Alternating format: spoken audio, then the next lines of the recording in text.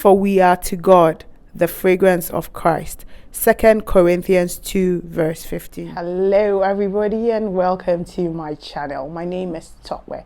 If you're new to this channel, we have fragrance reviews, fragrance tips, and also fragrance hauls. So if that's something you like, click the subscribe button, turn on the notification bell, and you're part of this fragrance family.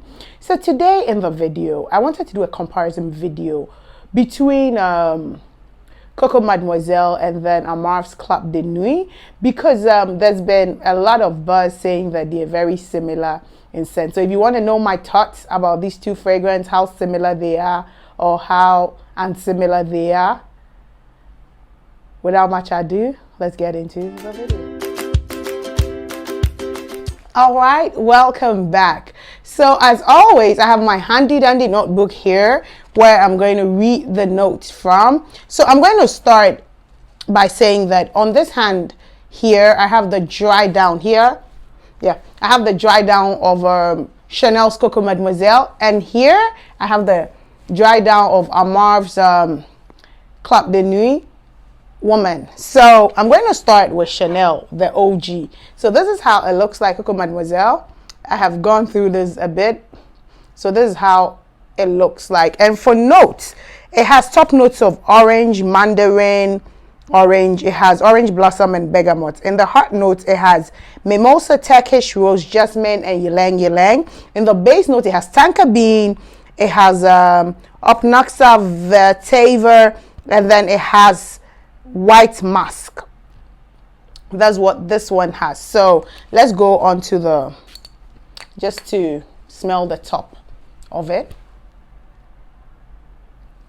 So this is a very beautiful scent, I must say. I like it.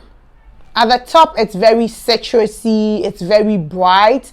It's like that signature Coco Mademoiselle. So if you know Coco by Chanel, I know that a lot of people think that Coco Mademoiselle is the original. No, the Coco, the one that has the Coco has like a black sticker here, that is the original. Coco Mademoiselle is like a lighter version of it. The Coco is more smokier than Coco Mademoiselle. Comment down below if you would want me to do a review of Coco and Coco Mademoiselle.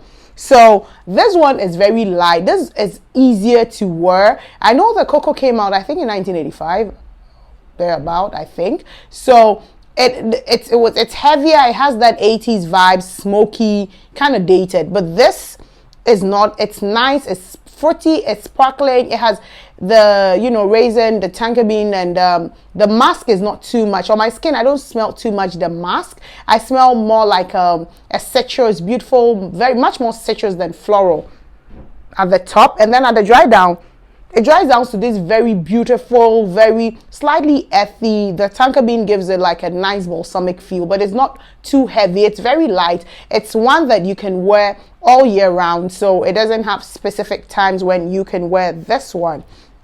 Now, let me go to this one. So this is the Club de Nuit woman. This is how it looks like. I don't know if it's just me, but I think they kind of look similar, the boxy nature of the bottles, except that this one has like the gold cup with rhinestones on it. But it looks, there's some similarities of how the simplistic nature the bottles, you know, take. So I'm going to spritz this one. It cups really tight. So going up. Yeah. So for notes, I forgot to mention notes. For notes, right? So for notes, the Club de Nuit has bergamot, grapefruit, peach, and orange at the top. It has geranium, it has jasmine, lychee, and rose at the middle, and then it has musk, patchouli, vanilla, and vetiver at the base. So you can see that in notes there are some similarities. At the top, they both have citrus. There's orange in common and other citruses. And then in the middle, they have florals, they have jasmine, and then there's rose. But the rose in Coco Mademoiselle is a Turkish rose, and here it is just regular rose. And then there's musk. In Coco Mademoiselle, the musk is white musk, but in the Club de Nuit woman, it just says musk. And then there's patchouli, there's vanilla. So it's very similar, but this one opens much more floral. It's heavy on the floral at the top than it has more, it's floral citrus, whilst the Coco Mademoiselle, I'll say it's more citrus floral. And then there's some sparkling thing that the Coco Mademoiselle has that this one doesn't have. And this one is a tad heavier. It's heavy. Even though Coco Mademoiselle, it doesn't feel heavy, it lasts long. But this is heavy and could sometimes be overbearing if you spray too much of it. So in the dry down, honestly, this dry down is very put together. This one it's a bit scratchy. So you smell the vetiver, the vanilla, but it's a bit scratchy. This is very put together, very smooth. So it's very similar in smell, yet if you smell Coco Mademoiselle, you know that this is expensive, this is a good perfume, this is well done. Well, it's not that the Amarf is cheaper, it smells cheap, no, but when you smell it, you know that the Coco Mademoiselle it's curated well, it's put together well. But this is good. So my final verdict, what I would say is that if you can afford Coco Mademoiselle, I think you should get that one. But in the point where you think that you don't want to use, so for me, my idea is this can easily become my work fragrance, because the reason why I would say work fragrance with this is because if you're one that haven't experienced Coco Mademoiselle, it could easily pass for Coco Mademoiselle for your nose.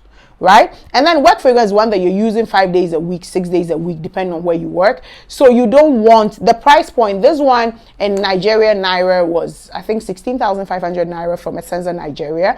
And then this one retails for 45 or I think 46,000 Naira, 800 at Essenza, Nigeria. So I'm going to try and put the dollar conversions of it. So it means that for the price, one of these, you're going to get 3 bottles of that. So I think that if you're one that is, want to use it for work purposes, then you could have this one, the Club de Nuit Amarf, the woman, for your everyday work purposes, and then you leave this one for your special occasion. But if you're one that don't mind and you can afford the Chanel, I would say that get the Chanel.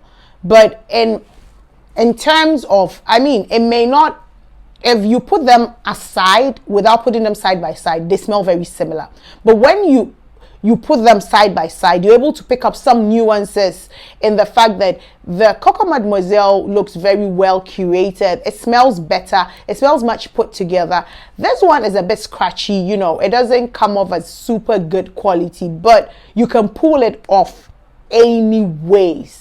So that is my verdict between Club de Nuit. So if I'm going to kind of score them, I'll say that I'll give Coco Mademoiselle probably a 9/10, and I'll give the Club de Nuit 6/10. But performance-wise, I need to be honest. The Club de Nuit woman stays much longer. Sometimes it even becomes overpowering, so I don't smell so much of it. And then Coco Mademoiselle doesn't last too much. After 4 or 5 hours on my skin, I need to reapply. So I think that it has different strokes for different folks. So it has to do with how you want your fragrances and how you think you want to put them together. So that has been my review of and comparison of Coco Mademoiselle and Amarf Club de Nuit women. I think that I would say that it's a dupe at about 60%. You can call it a dupe. If you're not putting them side by side, it can go as much as 75%. But at side by side, you're able to better smell the nuances and the differences in the structure and other things about the fragrance. Also, this is just a light reminder that the giveaway is still ongoing. So if you're viewing from Nigeria, don't forget to partake. The video is going to be linked in the description box below, and I'll see you in my next video. Bye bye.